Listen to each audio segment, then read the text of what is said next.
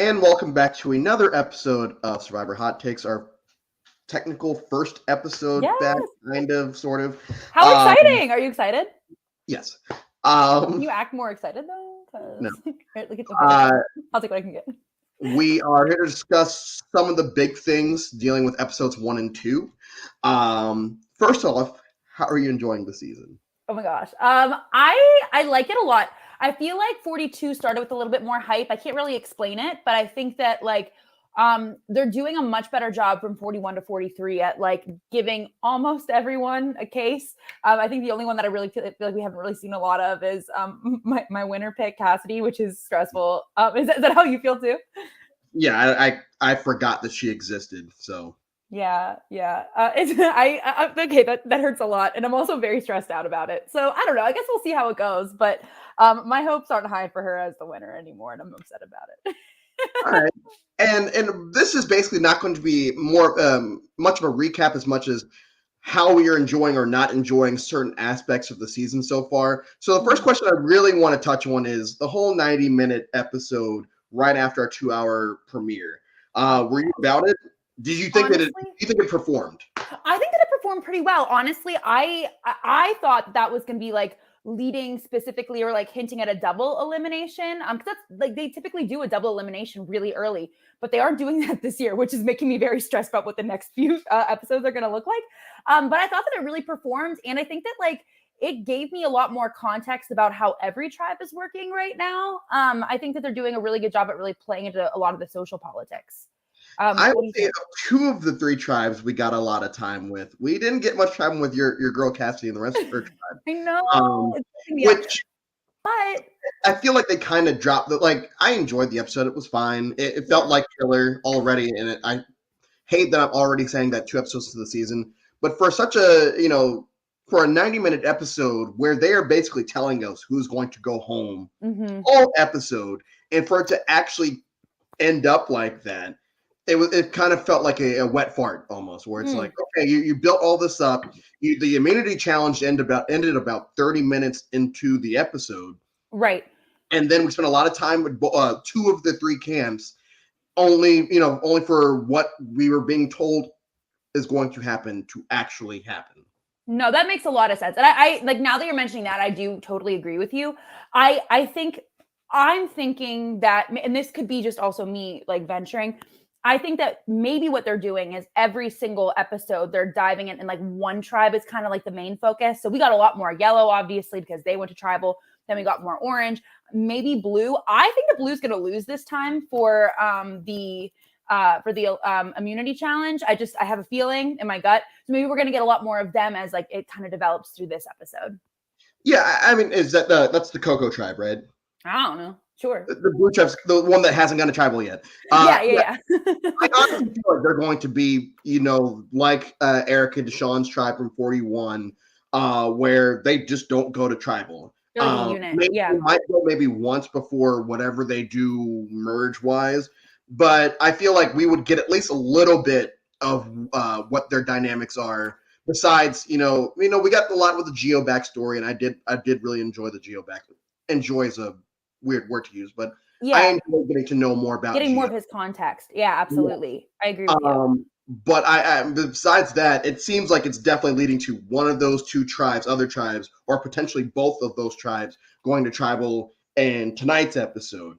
So yeah, overall, like the 90-minute episode just kind of, I wish they would have done more, and I was expecting more. I think that what we got was fun, for the most part, but it didn't need to be 90 minutes. And I mentioned this on Gia's podcast. I feel like production heard our congrats for how they've put more time in showing the backstories of all these players. Yeah, and character development. I agree. The only problem is I feel like they decided, oh, okay, well, we'll just throw it all in one episode so we don't ever have to worry about it again. When in reality, like, I enjoyed not learning about Lindsay until later in the season last season. I enjoy if you give us 1 or 2 people an episode instead of just saying, hey, This is everyone that we didn't talk about in the premiere. Now you know everyone. Now we can move on, because that's kind of what it felt like a lot of the time. But I will push back on that a little bit, because I feel like, there were a lot of people who got like a ton of screen time early on. And then there were a lot of people who just like didn't. So like we knew that Lindsay wasn't going to be the winner, and because she didn't get anything until she was in like the final 6 or 7. You know what I mean? So I think that they're doing a really good job at really layering it a lot more. I'm hoping that this isn't like a 2-episode thing. Yeah, I mean, there's still time for us to learn more about Folk. My winner pick, Ellie, she's already had her backstory. I don't expect to hear a lot more about her in the real world, but you never know. They might eventually build her to something else. Now, right now, I do feel like she's getting kind of like a quasi-villain type arc, especially with how condescending she came off in the last episode. But I have to ride or die with her, so I'm hoping that kind of chills out as the season. Really liked her. I liked her like that last, whenever like there was like a piece that like really stuck with me whenever she got like super emotional about how she was able to create that puzzle. But I think was that the second. No, that was this was the last episode. Whenever she was super emotional about how she was able to create that puzzle, and she's like, "It came from my brain, and like I doubt myself, and I learned how to." And I was like, "Oh, go ahead, girl, like feminism, the dyslexia and all that." And yeah. But then she also talks down to people, and at one point, Pat's whose head did she pat? Oh my gosh, was it Owen? Huh? Was it Owen? It was Owen. Yes, it was Owen. As she's describing them as like her kids and everything, and it comes off very villainous, but not in like a I hate this person. More of like, people said they wanted one. She could potentially be it, and I would be excited if she were. My only fear is we're getting a lot of Ellie content early. I'm hoping that's not like setting up her big downfall around the murder. She's one of my power players, her and Owen. So I'm very stressed out for honestly both of them after that last episode. I don't think that Owen got a really good edit last week either. So it makes me I'm kind of panicking a little bit more than I should. What are you thinking about some of the twists that have been added so far this season? The bead edit, or like the bead thing as if like for the Beware advantage, genius, brilliant. I'm obsessed. I think that like it really adds a lot more to like the social politic aspect, where you really have to, it's all about relationships and relationship building to keep you alive and to keep like that survival. And I think that Cody was the perfect person to play that out, because he's just so like, he's such like a wild card that he was able to kind of manipulate the situation and utilize his relationships to assure that he got all those beats. I think that was really cool. But my question is like, I don't know how that's going to look for now the other two the other tribes, like, because the yellow tribe, like they have less people. So like, do we have to do something else with those? Like, I feel like 5 people versus 6 people for beads, or does that make sense? Like, I feel like that's I feel like the Beware advantages are going to be different at every place. I don't feel like it's going to be the same one, and I think I might just be projecting, hoping that it's not the same with every tribe. I hope that it's different enough where it's like, oh, that's cool. And I said this when we did 42. I enjoyed the paint, the Drea with the paint moment, and I love that one. Oh, I hope that comes back. Similar, and we might get that specific one on one of the other tribes. Now, the issue is, I feel like that would be, I feel like because people would have seen that already, that would be what they would expect. Like if someone comes back with red paint, or something that looks like red paint, people might immediately zone in on it. So I would only be all right with that if they did it on all 3 camps. Which is why maybe I don't think they're going to do it.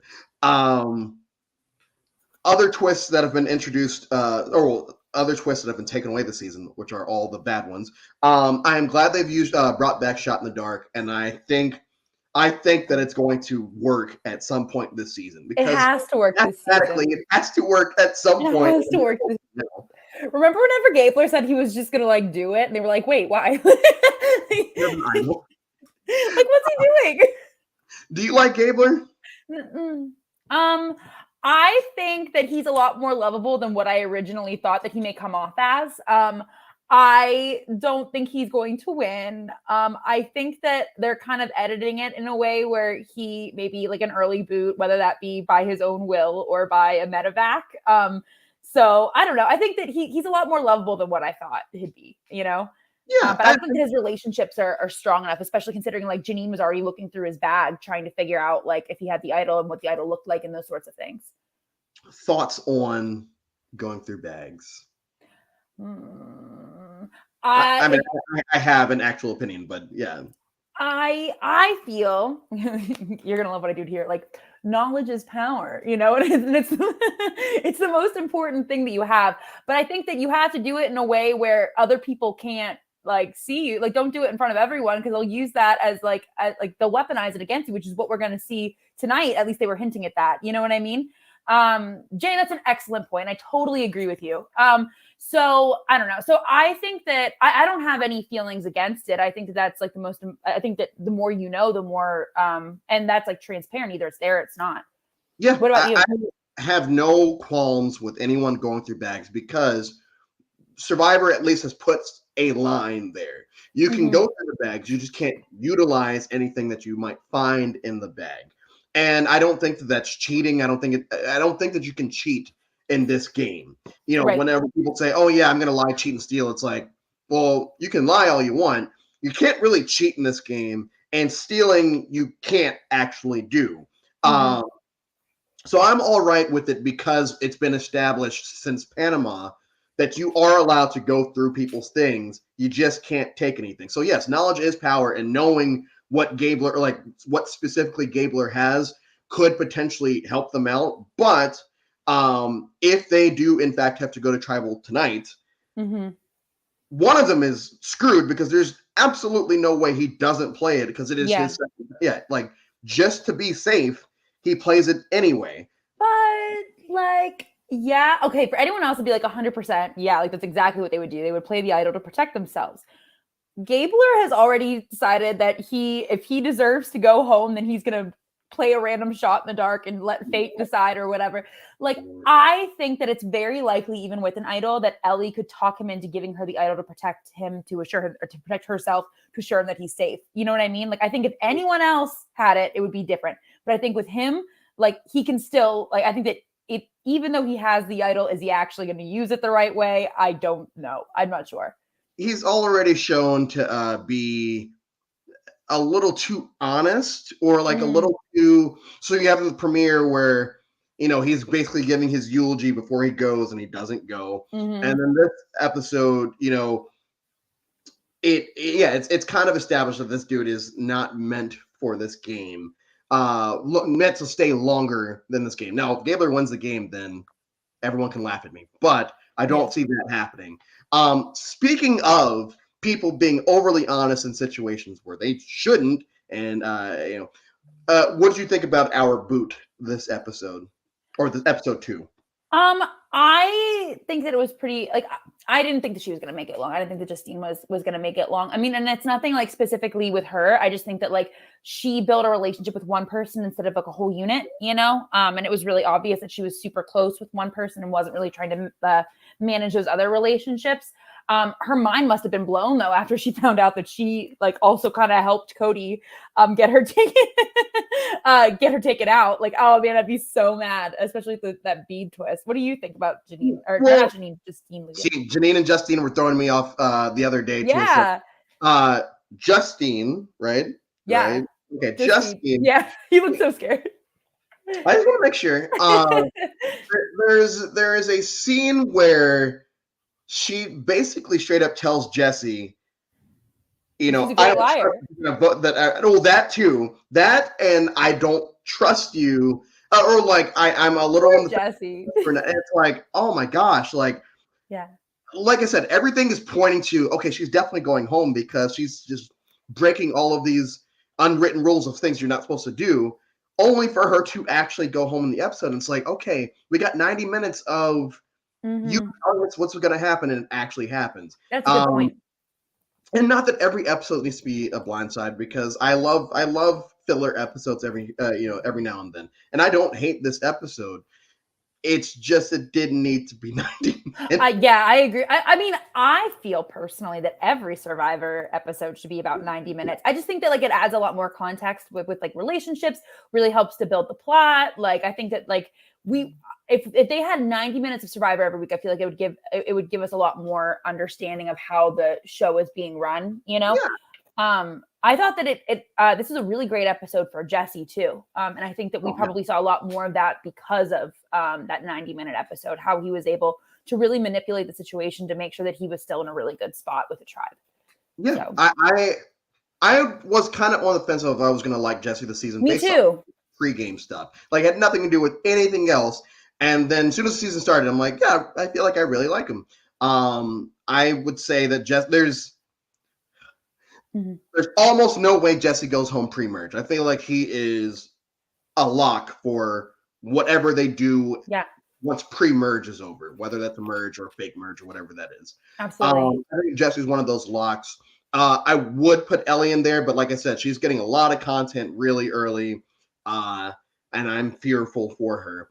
My other winner pick is Lindsay, and we got nothing from her this past episode. That's true. We haven't gotten a lot from her really either, between her and Cassidy. We don't get much from her tribe because they're winning, and you would think in a 90-minute episode we would get more than like 2 segments with them, but that's really all we get. We get a lot more segments with the other 2 because there's a lot more going on, which is why I think that one of those 2 tribes are going to tribal this episode. This was kind of like the prelude to things to come, the calm before the storm with this episode. Yeah. I mean, I really like. I was taking a look at what this next challenge is going to be, and like it looks like they're like diving somewhere and they have to swim somewhere, and then there's a really big puzzle. Like, so it looks like it's like mainly a water challenge, and then with a really complex puzzle. And so I was trying to think to myself, like, who, like, in all the tribes, like, who was really good at the puzzles, and like, I mean, so I think that Yellow is going to be fine. I think that, like, because Ellie's really, really great at puzzles. I'm not worried about them. I think that, like, with Orange, like, it looked like Jesse was going to be doing the puzzle with NECA, which I don't know how they are with puzzles. So I feel like it's either them, and then the other one is Lindsay and James. They're the other 2. So between those 2 groups, between like NECA could only do better than what she did in this last challenge. So. What if she drops a piece in the ocean? Then what? Well, then I hope they vote her. I'm not a NECA person. So I'm hoping that at some point she goes, but it looks like she's pretty tied in with her alliance right now.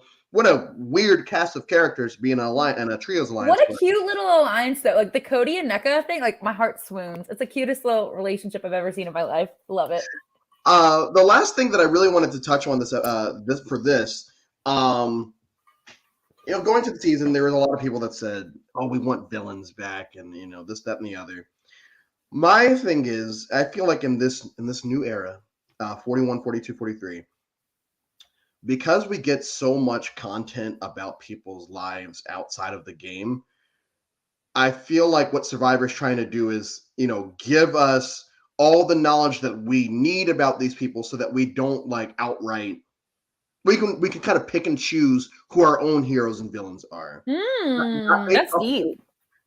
Because we're learning about these people, and we're learning their motivations behind things, why they're playing a certain way, and that I feel like that would become more like Jonathan from last season, for example. A lot of people really connected with Jonathan from last season. I didn't. I thought he was the villain, but a lot of people did. And so I think that with the way the Survivor's doing it now, where they just say, "Hey, this is all the trauma this person's been through in their entire life. Either you're good with it or you're not, but at least you now understand where they're coming from when they say things or do things." Yeah. And I think that, like, I mean, we talk about how, like, Survivor is like a micro society, like a microcosm of society. And like that, and in society, everything is blurred. Like there's no right or wrong way, or like one right way or wrong way to look at someone, because based on our own life experiences, we're able to build those relationships, or feel more pushback against those relationships too. That's a really, really good point. I think that's probably how it's more edited now to really relate to just what Survivor stands for. Yeah. And I think that's like, we're never going to get a traditional villain again, because we're going to know why they are villain, and like that doesn't mean that it's almost like I get annoyed on TV shows where there's this guy is a jerk the entire show, and then it's like, oh, but that's because he's got trauma. And it's like, all right, I get it, but now you want me to almost empathize with this person that I've hated for so long. Yeah, because of the way that you edited him the whole time. Yeah. If you reverse it, and you show us this as the villain progresses. It's like, okay, I get it. I'm going to learn to not like this person, whatever, but at least I know where they're coming from now as compared to spending 8 years hating someone only to realize, oh, it's because this bad thing happened to them, or Right. whatever.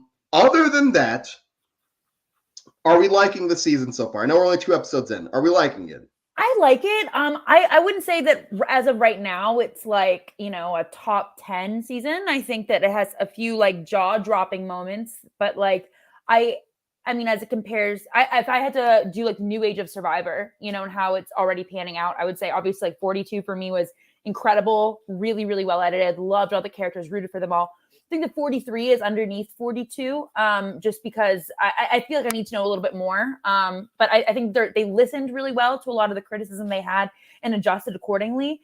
And then like 41, I just feel like they were throwing so much at the wall and just hoping that everything stuck. You know what I mean? Yeah, and it is potential that they could do that this time because it's like the new, and this is the name of the episode for this is the new era of the new era or whatever I titled it. I feel like that's potentially what we could get this season, but I feel like it'll be a lot more organized than the first time around that they did it. Just like hoping for the best. We will try to do every Monday. Some stuff happened last week, so we could do it. Yeah, 2 weeks ago, I had a very bad health issue, and then this past Monday, we just couldn't, so we're doing it today. But we should be doing this every Monday. Knock on wood, Andrew. Don't lie to them. Thank you all for continuing to tune in. Have fun watching tonight, and we will see you all on the other side. Bye, guys. Mm-hmm.